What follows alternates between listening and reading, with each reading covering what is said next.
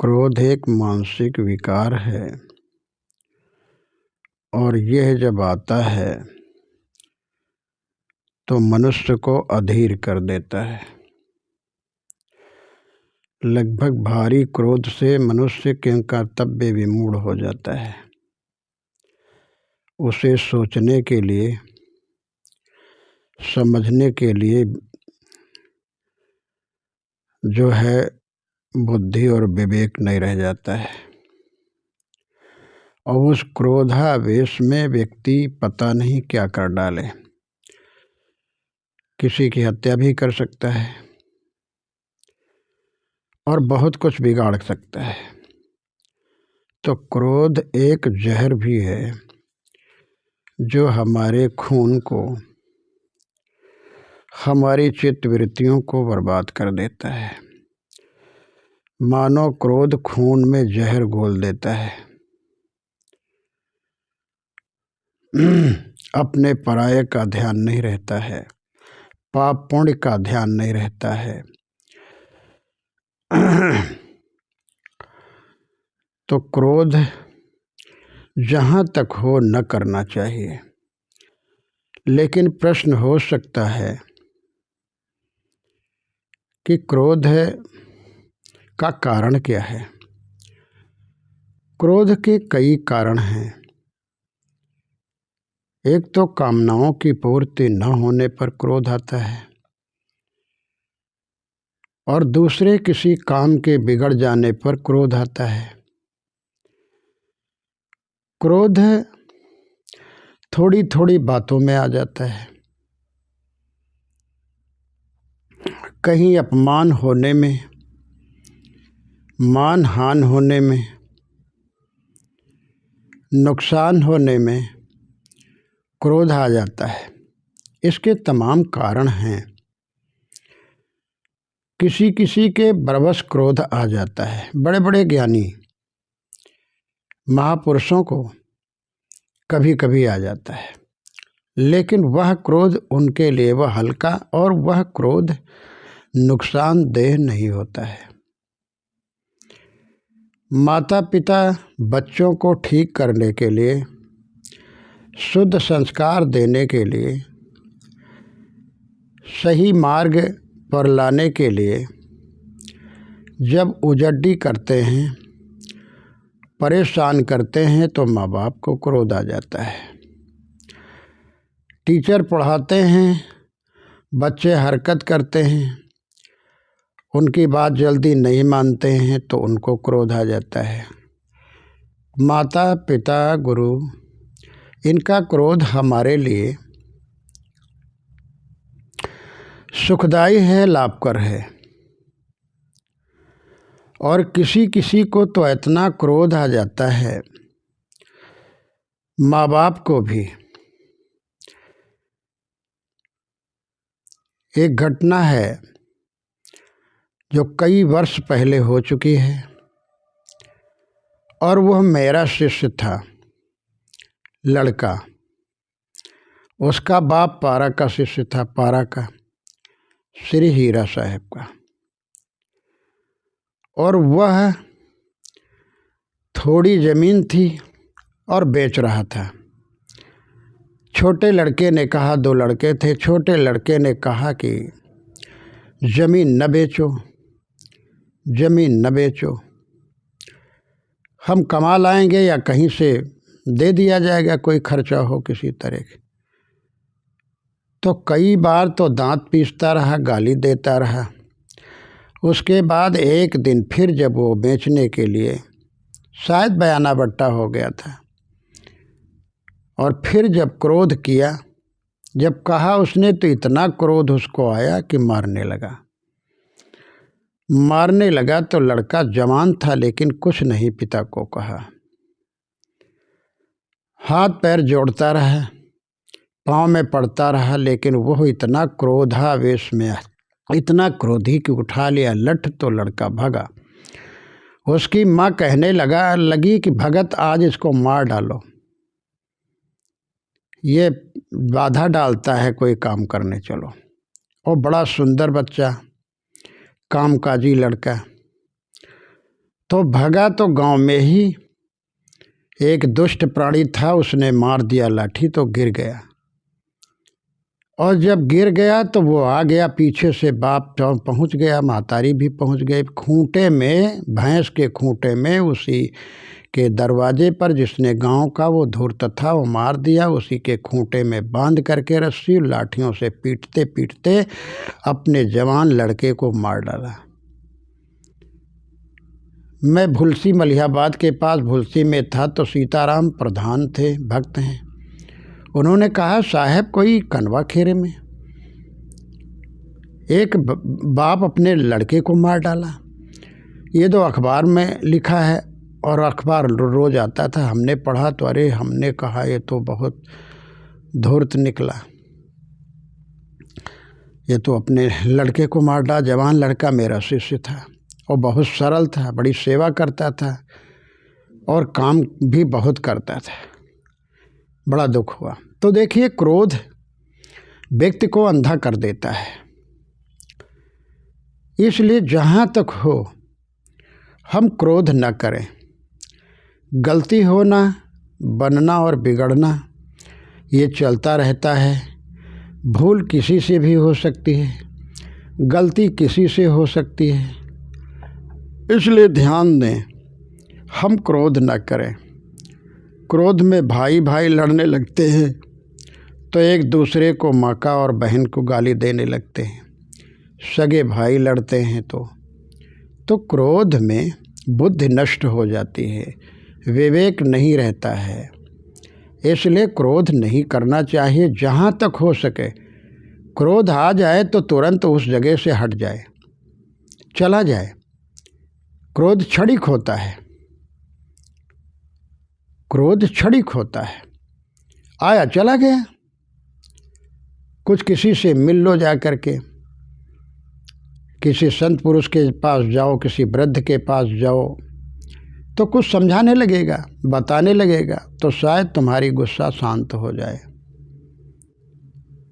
इसलिए क्रोध एक मलिन वृत्ति है और क्रोध केवल दूसरों को ही नुकसान नहीं करती है बल्कि क्रोध अपने आप को नुकसान पहुंचाती है, काफ़ी नुकसान पहुंचाती है। चित्त वृत्तियाँ खराब हो जाती हैं और बाद में पछतावा होता है। लेकिन क्रोध आने पर कुछ कर डालो और करने के बाद पछतावा हुआ तो फिर तब पछताए होत क्या, जब चिड़िया चुन गई खेत, तब पछताने से क्या हुआ। अरे क्रोध न करते तो ठीक था, थोड़ी देर हम ही गम खा जाते, कोई बात नहीं थी, क्या हमारा बिगड़ जाता है। तो ये पछतावा बाद में होता, बुद्ध के दरवाजे बाद में खुलते हैं और पहले तो बुद्ध के दरवाजे मानो बंद हो जाते हैं। तो क्रोधावेश में बहुत कुछ लोग गलत कर डालते हैं।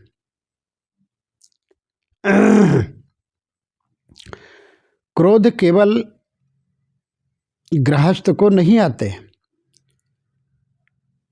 जैसे दुर्वासा ऋषि तो क्रोधावेश में इतना कुछ कह डालते थे, कितनी भी सेवा हो, सेवा में थोड़ा पछेल जाओ। तो ये पुराण जब पढ़ो तो उसमें सब आता है। चलो वो तो बात बहुत दिन की है, कैसे थे या नहीं थे, लेकिन यहाँ पर देखा जाता है, कई जगह तो मैंने ही समझाया लोगों को। और गुस्से में माताएं जब आ जाती हैं तो माताएं अनाप शनाप बच्चों को गाली देती हैं, बेटी को, बेटे को, तुमको चबा जाएंगे, तुमको खा जाएंगे। कुछ ऐसी फूहड़ प्रकृति की माताएं होती हैं जो विचार विवेक नहीं करती हैं कि मानो मूली गाजर हैं जो बच्चों को खा जाएंगी, तुमको रेंध डालेंगे, उबाल देंगे, इस तरह कह डालती हैं। ये क्रोध ही तो है।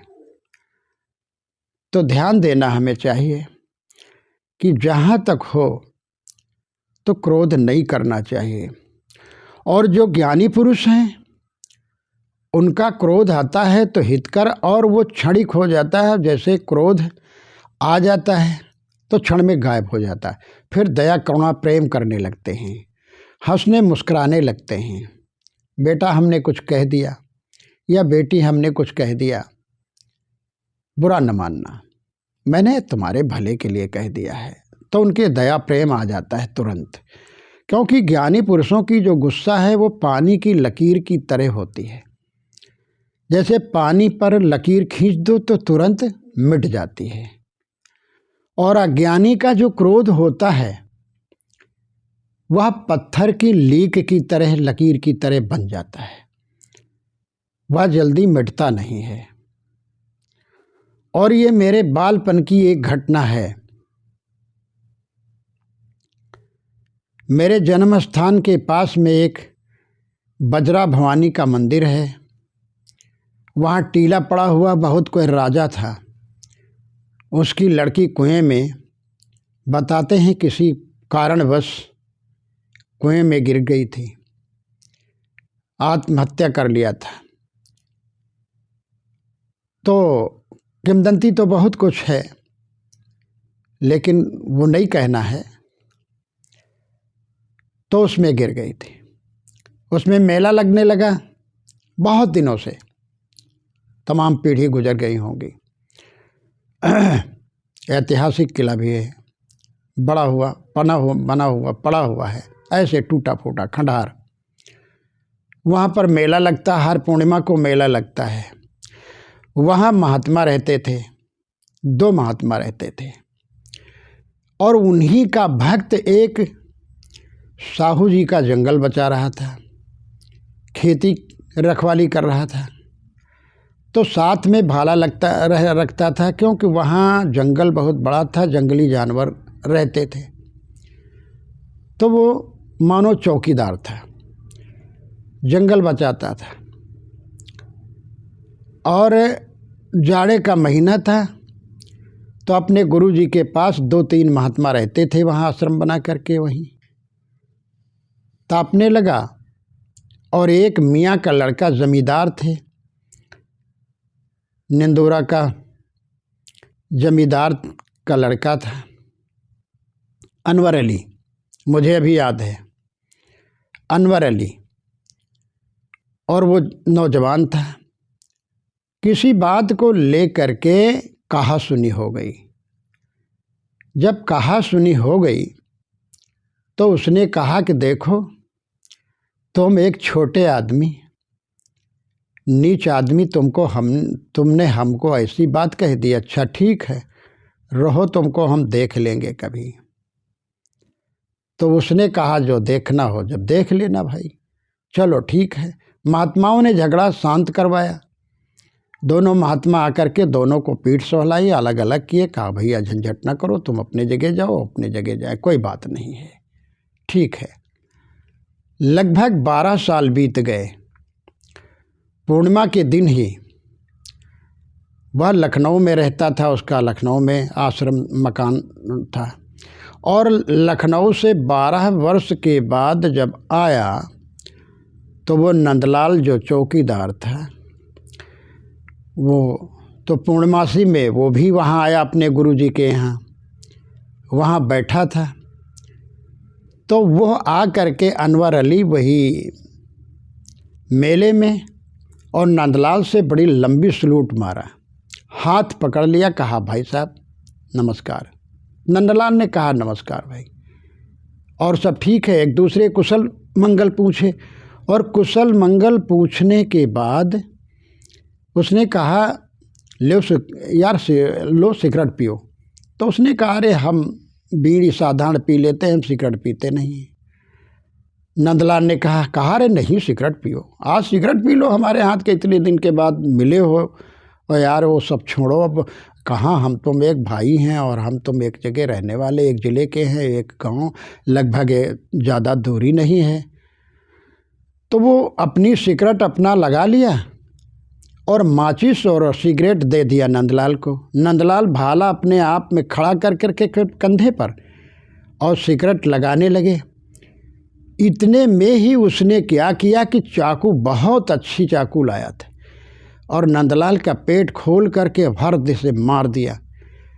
और उसकी आंतें बाहर नंदलाल की निकल गई। नंदलाल हालांकि दौड़ा लेकिन पेट फट गया पूरा, तो आंतें बाहर आ गई तो गिर गया। जब गिर गया तो वो फिर दौड़ा, वहाँ से देखा कि अभी मरा नहीं है, उठ पड़ा, तो वो फिर दौड़ा तो दूसरी बार मारने के लिए चाकू निकाला। तो तब तक महात्मा देख लिए, कहा अरे ये तो मेरे चेले को मारे डाल रहा है ये अनवर। बस वो महात्मा लोगों के पास कुछ नहीं था, मेले में भगदड़ पड़ गई। तो वहाँ पुराना सब खंडहर पड़ा, तो ईंटें बहुत हैं पुराने ज़माने के खंडे, फिर ईंटों से मारने लगे दौड़ा दौड़ा करके। तो दोनों महात्मा उसको दौड़ाते दौड़ाते टीले के उस पार तक मार डाले, गिरा डाले, और मार करके ला करके दोनों घसीट करके महात्मा और उस नंदलाल के पास में छोड़ दिया उसको ला करके। फिर रिपोर्ट हुई, फिर ले गए पोस्टमार्टम के लिए, पुलिस आई। मेला तो सब उजड़ गया, जैसे दुकानें छोड़ छोड़ करके लोग भाग गए। कहने का भाव ये है कि देखो, क्रोध आदमी को कितना संकट में डाल देता है। उसकी भी जान चली गई, उसकी भी जान, दोनों की जान चली गई। और जब 12 साल हो गए तब तक उसका क्रोध मिटा नहीं, वो पत्थर की। तो किसी महापुरुष ने जो कहा है बात ठीक ही कहा है कि क्रोध ज्ञानी पुरुष विवेकी का, दयाल पुरुष का जो क्रोध होता है वो पानी की लकीर की तरह होता है, और अज्ञानी और मूर्ख का जो क्रोध होता है, अविवेकी का, निर्दयी का जो क्रोध होता है, वह पत्थर की लकीर की तरह होता जो मिटता नहीं है। इसलिए जहाँ तक हो सके हम क्रोध न करें। थोड़ी थोड़ी बातों में गुस्सा गर्मी घर में भी हो जाती, पत्नी में हो जाती, तुरंत जो है